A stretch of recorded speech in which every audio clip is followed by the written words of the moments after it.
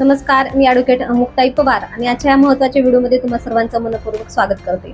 आज आपण महिलांच्या हितासंबंधीच्या 5व्या कायद्याबद्दल माहिती घेणार आहोत आणि तो कायदा म्हणजे 1976 चा समान वेतनाचा अधिकार कायदा। आणि ह्या 1976 च्या कायद्याच्या कलम 4 नुसार प्रत्येक स्त्री आणि पुरुष हे समान काम करत असतील तर त्यांना समान वेतनाचा अधिकार आहे।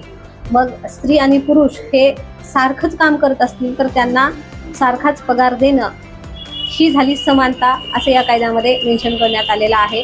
म्हणजेच समान वेतनाचा कायदा 1976 कलम 4 नुसार महिलांना समान पगार पुरुषांच्या बरोबर दिली जाते। मग अशा वेळी स्त्री आणि पुरुष असा जर भेदभाव केला तर संबंधित संस्था किंवा कंपनी किंवा त्या कामाच्या ठिकाणाच्या जी कुठली ठिकाण आहे किंवा जी कुणी कंपनी आहे त्या कंपनीवरती कायदेशीर कार्यवाही होऊ शकते। मग अशा वेळी स्त्री आणि पुरुष यामध्ये भेदभाव करता येत नाही, असे या कायद्यामध्ये मेन्शन करण्यात आलेलं आहे।